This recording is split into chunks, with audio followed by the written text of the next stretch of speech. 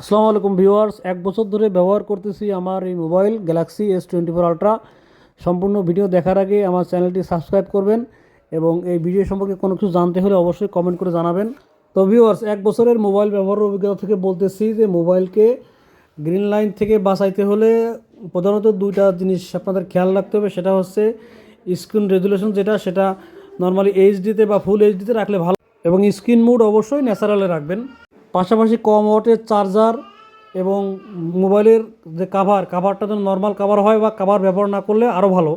এতে করে মোবাইলটা হিট কম হয় এবং মোবাইলে গ্রিন লাইন পড়ার সম্ভাবনা কমে যাবে। ভিউয়ার্স দেখেন, আমার এই মোবাইলে 1 বছর পরেও যে জুম কেমন কাজ করে এবং ছবি ভিডিওতে কতটা স্বচ্ছতা এবং কতটা ডিটেলস ভালো পাওয়া যায়। দেখেন যে আমরা সর্বপ্রথম একটা ছবি তুলতেছি, যেটা 30x-এ জুম করে একটা ছবি তুলতেছি। তোলার পর দেখেন যে মোটামুটি ভালোই আসছে, অন্যান্য অনেক মোবাইলের তুলনায় যথেষ্ট ভালো আসছে। যদিও জুম করে ছবি তোলার জন্য আরও ভালো ভালো ক্যামেরার মোবাইল ইদানিং বের হয়েছে, তারপরেও এটার কার্যকরী ক্ষমতা এবং ডিটেলস বেশ ভালো। কারণ এই মোবাইলটা দিয়ে ছবি তোলার পরে এআই থেকে কাজ করে সেই ছবিটা আরও সুন্দর করা হয়। দেখেন 100x-এ ছবি তোলার পরে কেমন আসছে, বেশ ভালো। একটা নাট বল্টুও যদি থাকে সেটাও সুন্দরভাবে দেখা যাচ্ছে। তো দেখেন ভিউয়ার্স, আমরা এখন তো ভিউয়ার 30x এবং 100x-এর ছবি তোলার পরে আমরা এখন এই একই জায়গায় ভিডিও করে দেখব যে ভিডিওটা কেমন আসে। তো নর্মালি এই মোবাইল হচ্ছে জুমিংয়ের জন্য ভালো। তো আমরা 20x পর্যন্ত জুম করব, জুম করার পরে দেখব যে ডিটেলস কেমন আসে। দেখেন, ওয়াও, অসাধারণ ডিটেলস।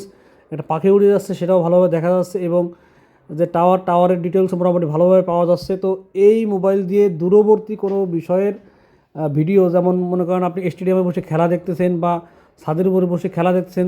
যেমন আমাদের এই বিল্ডিংয়ের নিচে, আমরা 5তলা বিল্ডিংয়ের উপরে আছি, সেই বিল্ডিংয়ের নিচে খেলা হচ্ছে। আমরা সেই খেলা জুম করে দেখাবো, দেখবেন আপনারা যে কেমন আসে। তো দেখেন যে আমরা যে একটু আগে যে ভিডিওটা করছিলাম, সেই ভিডিওটা একদম অরিজিনাল যে ভিডিওটা, সেই ভিডিওটা দেখাচ্ছি। দেখেন যে কত ভালো সুন্দরভাবে ডিটেলসগুলো আসছে, যেটা স্যাটিসফ্যাকশন দেয় আমাদের এই ক্যামেরা নিয়ে।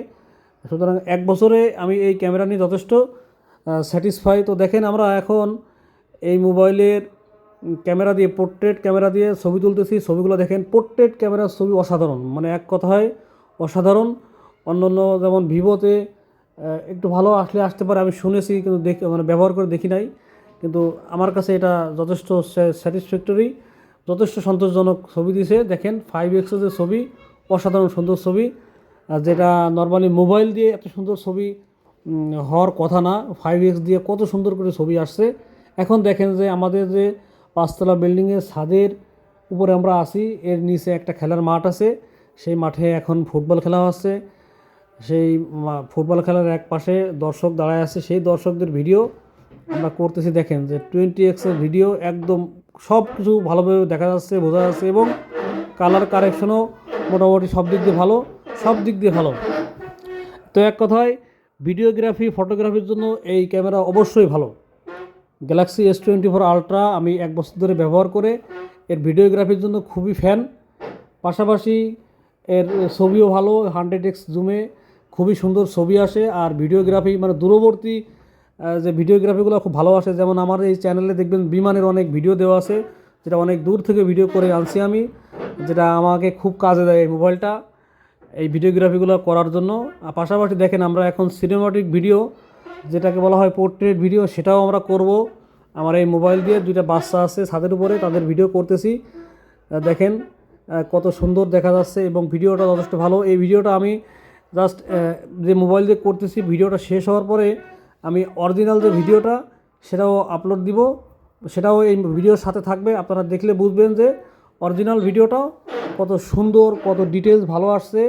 হয়তো বা ভিডিওর থেকে ভিডিও করতেছে, এজন্য ক্লিয়ার আসতেছে না। এখন দেখেন যে এই যে অরিজিনাল ভিডিও, একদম ক্লিয়ার, স্বচ্ছ ক্লিয়ার, এবং অরিজিনাল সিনেমাটিক ভিডিও যেরকম আসে, দেখেন একদম ডিটেলস কত ভালো পাওয়া যাচ্ছে, সব দিক দিয়ে পারফেক্ট। তো ভিউয়ার, সবাইকে ধন্যবাদ আমার ভিডিও দেখার জন্য। আশা করি সবাই ভালো লাগছে।